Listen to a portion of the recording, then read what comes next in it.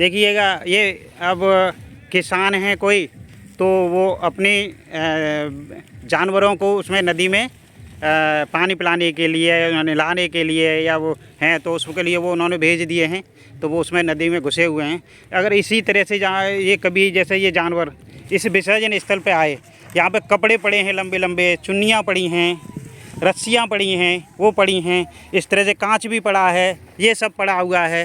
हालांकि हमने एकत्रित किया है, लेकिन जो पहले ही विसर्जन हो गया है, जो नदी में पहले से ही विसर्जन कर दिए हैं, तो वो लोग अगर इसमें जानवर घुसे हैं और वो किसी उनके खुर में फंस गया है या किसी पैरों में फंस गया, उलझ गए, तो जो है ये जानवर निकल नहीं पाएंगे और बाढ़ आ गई तो ये बह जाएंगे, ये ख़त्म हो जाएंगे।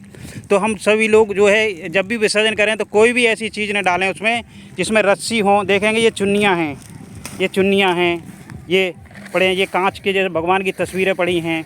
अब भगवान की तस्वीरों को अनादर करके ऐसे फेंक जाते हैं, देखिएगा। तो और भी कुछ इसकी व्यवस्था हो सकती है तो उस तरह से करें।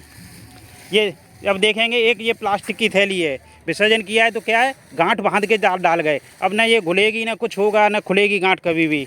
तो इस तरह से है, तो हमें ये ध्यान रखना है सभी का कि सभी लोग सुरक्षित रहें, पानी सुरक्षित रहे, जीव सुरक्षित रहें। आप देखेंगे कि बहुत जगह जगह देश में नदियों में, तालाबों में मछलियाँ मर जाती हैं, कछुए मर जाते हैं।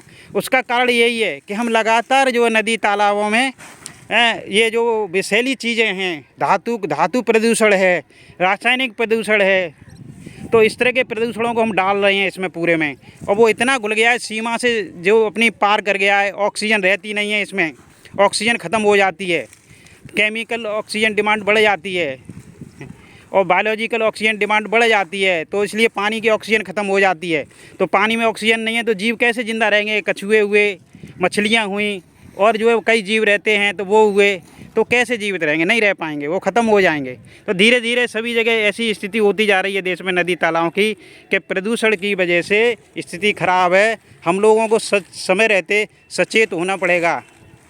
अगर हम सचेत नहीं हुए तो बहुत बुरी स्थिति होगी, हड्डियों की बीमारी होगी, पेट की बीमारी होगी, डाइजेशन की होगी, हमारा स्किन की बीमारी होगी, कैंसर की बीमारी होगी।